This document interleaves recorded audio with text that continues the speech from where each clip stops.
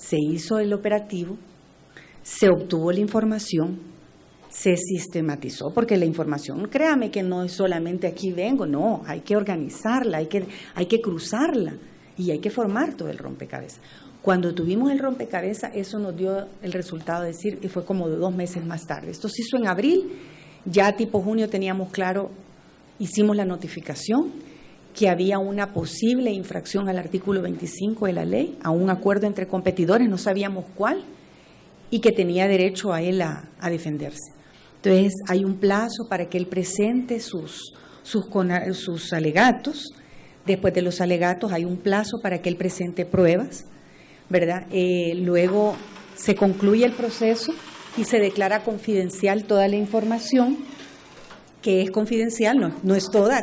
Claro, la gente económica quería que fuera toda porque la prueba que él sabía, se le da todo lo que nosotros teníamos y que habíamos incautado lo sabían ellos. O sea, la prueba la sabían, que es lo que nosotros íbamos a controvertir. Y esto al final se cierra el expediente, no con un informe como se hace aquí, porque aquí hay una fase de investigación y luego pasa con un informe a la parte resolutiva de sustanciación y luego se resuelve.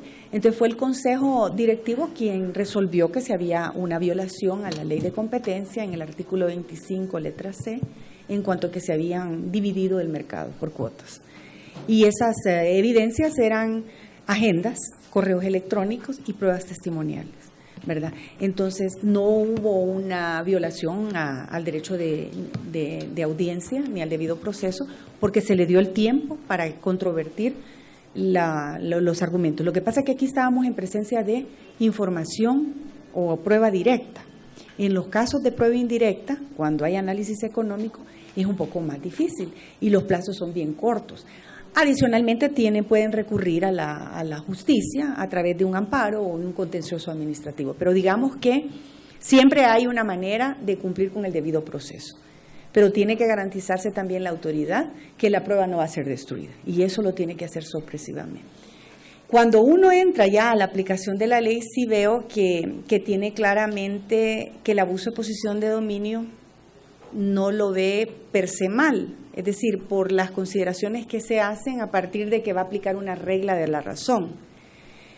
Y la hace también para el caso de los acuerdos, como le digo, es decir, todavía sigue la línea más europea, ¿verdad?, que permite algún grado de medir eficiencias y beneficios al consumidor, por lo que creo que el control, o sea, el control o la regulación de la concentración visto desde el abuso no va a ser una tarea política, digamos. No la advierto yo desde mi perspectiva que se pueda como desviar del objetivo de la ley, porque está claramente establecido en qué casos se considera abuso, y fíjese que no es ejemplificativo como en el caso salvadoreño.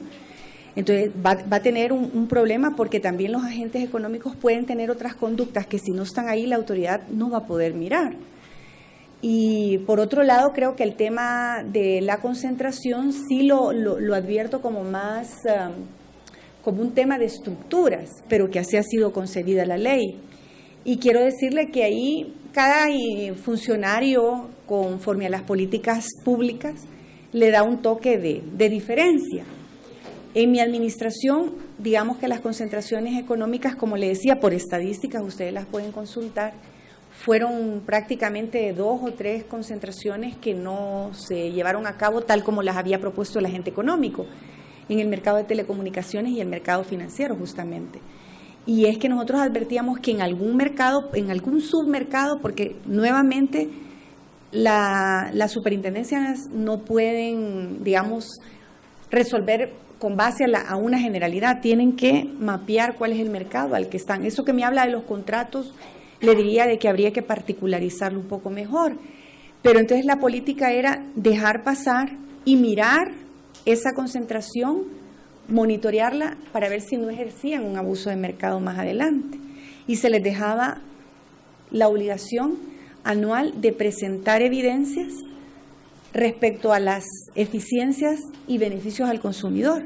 Entonces la superintendencia continuaba como de la mano con ese agente económico, con esos agentes económicos que quedaban en el mercado, y estaba listo a ver que ninguna conducta de estos pudiera impedir el ingreso de otro, porque entonces sí les podríamos abrir un caso de abuso de posición de dominio. Es decir, la misma ley le da los contrapesos a la concentración.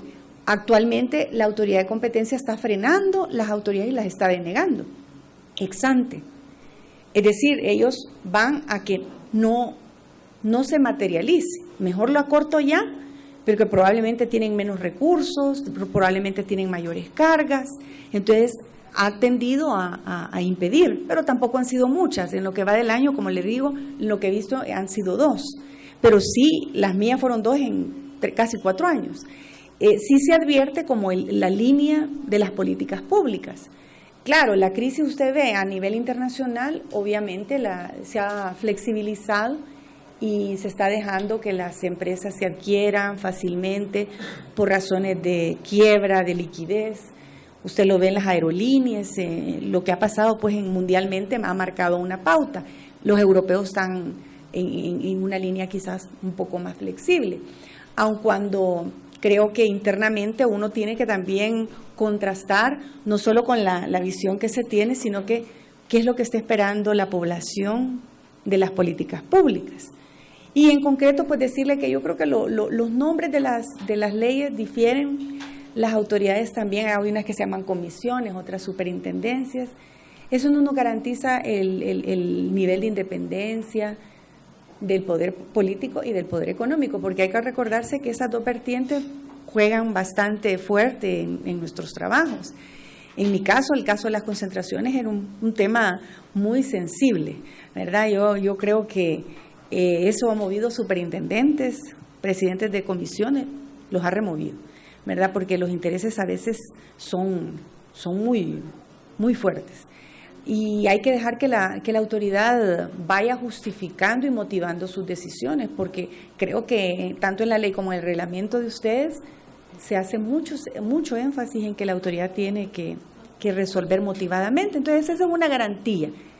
Y la rendición de cuentas nuevamente, porque en la rendición de cuentas ustedes van a tener que pedirle a la autoridad, y cuando rinda un examen de competencia que no va a poder negarse, va a tener que explicar en qué medida se han apartado a los principios y al objetivo de la ley. Bueno, cada caso en particular, la autoridad de competencia, con base a la regla y la razón, lo puede medir de una manera distinta. Es decir, podría ser que en un caso, en una integración vertical que pareciera la misma a un pasado, la declare que es legítima y en la anterior la haya sancionado por las particularidades del servicio o del producto. Vamos a ver, por ejemplo, en El Salvador hubo un caso recientemente, el año pasado, de farmacias, y se veía justamente, lo que se estaba analizando no era un uso de posición de dominio, sino que hubo una denuncia por un supuesto acuerdo entre competidores. Y el acuerdo justamente visualizaba que las droguerías están integradas en la cadena con las farmacias.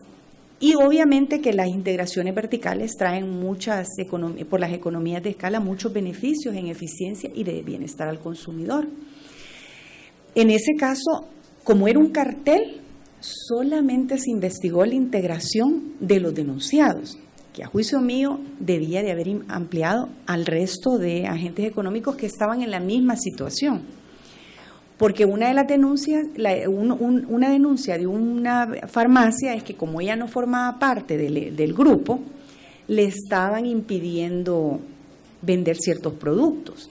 Pero la realidad de las cosas es que las farmacias de manera individual las droguerías habían decidido individualmente no darle el crédito a este agente económico, que era extranjero, por cierto, y no se debía a un acuerdo entre competidores, sino que simplemente es que este agente nuevo en el mercado llegó, pidió, por ejemplo, a usted que le surtiera ciertos productos, llegó donde el señor y le pidió ciertos productos y a usted, pero de pronto dejó de pagar, y les dejó de pagar a todos. Entonces, ante esa situación, pues obviamente pasaron 90 días, la política de su empresa era que a los 90 días entrada en mora y ya no se le surtía ninguno, en la suya eran 60 y en la suya eran los mismos 90. Entonces, lo importante acá es que en sus políticas la empresa tenga hundido, no solamente verbal, sino que tenga esas políticas definidas que a todos los que quieran ingresar a suplirse de sus productos, usted los va a tratar de una manera determinada. O sea, usted va a considerar que entra en mora a los 60, a los 90, bueno, pero cualquiera, no solo a sus cheros les va a dar 90 días y a los que no son cheros suyos les va a dar 30, por decirle algo, porque ¿qué es la competencia? Un poco es darle la oportunidad de ser tratado sin ninguna discriminación, es decir, vamos a tratar iguales a los iguales, pero obviamente que si alguien es mala paga y tiene mal récord crediticio, se le corta, y si fue a ser mala paga con ustedes tres y después va a decir que ustedes se pusieron de acuerdo para atacarlo a él, la superintendencia no logró llegar a entender que eso era producto de un acuerdo, simplemente que el agente económico había incurrido en un incumplimiento contractual.